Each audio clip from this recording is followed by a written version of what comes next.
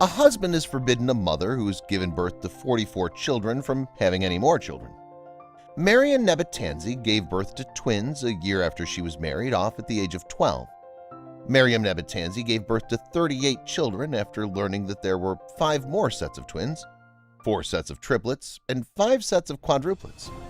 Sadly, 6 of them died as a result of her unnaturally large ovaries. Her husband left her 3 years ago, leaving her to care for their 38 children on her own. She'd now turned 39 years old and lives in Uganda by herself.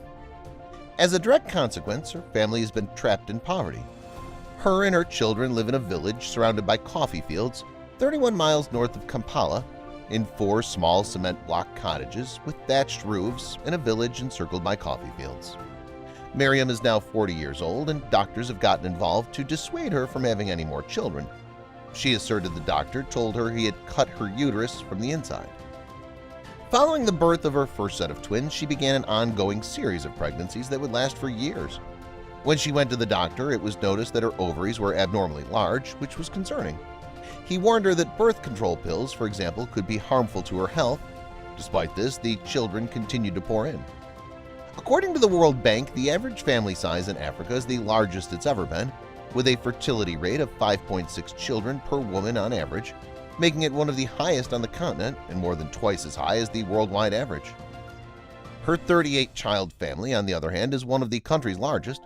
According to Dr. Charles Kagunda of Maglago Hospital in Kampala, Uganda, the most likely cause of Nebutanzi's extraordinary fertility is inherited.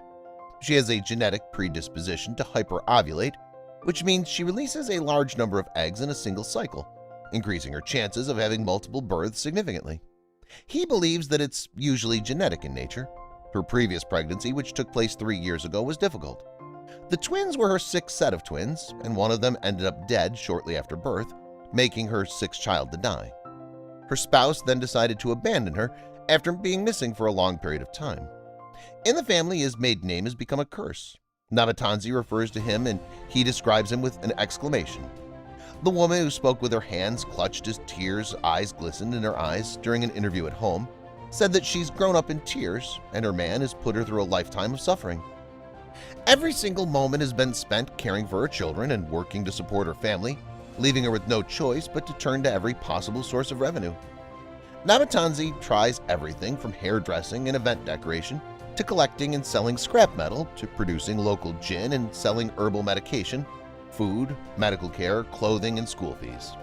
She has photos of her children who have graduated from high school hanging on a dingy wall in one of her home's rooms with gold tinsel around their necks.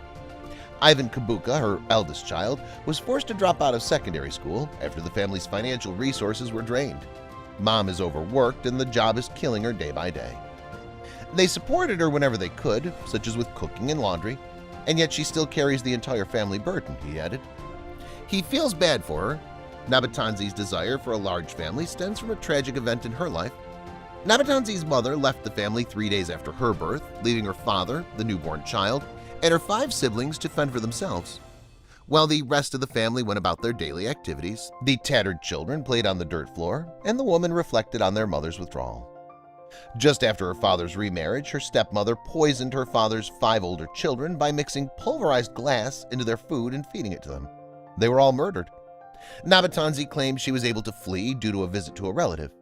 She was 7 years old at the time, and she was too young to understand what it truly meant to die. Family members informed her of what had happened, she explained. She started out wanting to have 6 children in order to rebuild her family after it had been shattered. Providing a home for 38 children is a constant challenge. 12 children sleep on the metal bunk beds with flimsy mattresses on the floor in a small room with grime-caked walls. The lucky kids sleep on a shared mattress in other rooms, while the rest of the kids sleep on the dirt floor beneath their bunks. If they made the following observation, social media would react in a number of different ways. In every meaning of the phrase, she's a genuine heroine. She should be in the Guinness Book of World Records. Furthermore, the Ugandan president should take responsibility for the entire family. Happiness must be documented in history because only God has the ability to do so. She will almost certainly be brought up as a point of discussion when discussing Uganda's history. This is extremely unusual in the world. Congratulations! Hopefully, God will keep providing for you and your family. Natasha Ibrahim expressed her thoughts on the matter, and she asked Allah to bless her and her family. She was barely able to keep her head above water with her single pregnancy.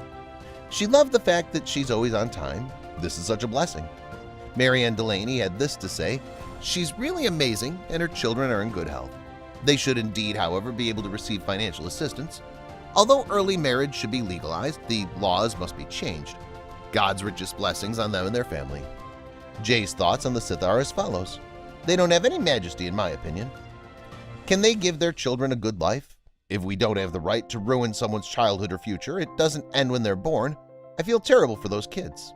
A woman who's given birth to 17 children expressed a desire for more. According to a recent viral story post, a woman who's given birth to 17 children has expressed a desire to have more children. In an interview with BBC News 1, the 47-year-old woman mentioned that her pregnancies have always been pretty straightforward and that only one of her children was born via surgery. Jumai has only ever been to the hospital twice to give birth. In terms of the total number of deliveries she's had, the remainder of the times were delivered to the customer's home.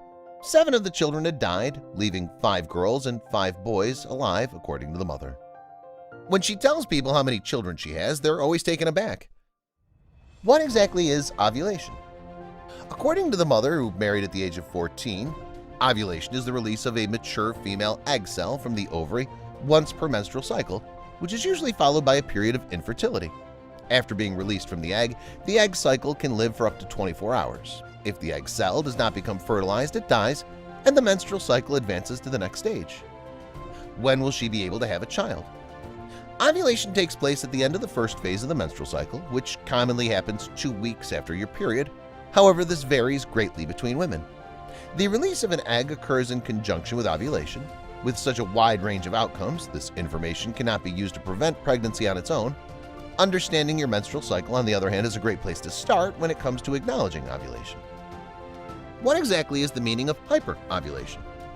In some cycles, both ovaries release an egg cell, a condition known as hyperovulation, also known as multiple ovulation. In the same way, hyperovulation happens within 24 hours of the first egg cell being released from the ovaries.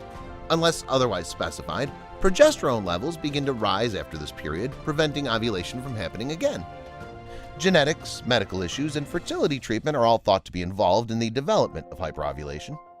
Furthermore, if you've recently discontinued hormonal birth control, you may be experienced repeated ovulation. During certain cycles, it's possible that you will not ovulate at all.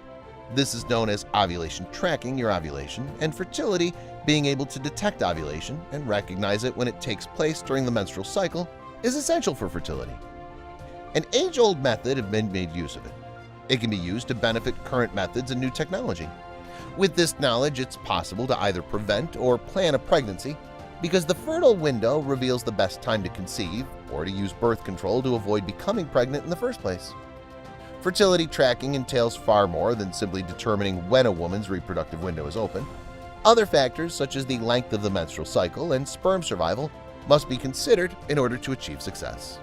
There is a misunderstanding about the menstrual cycle.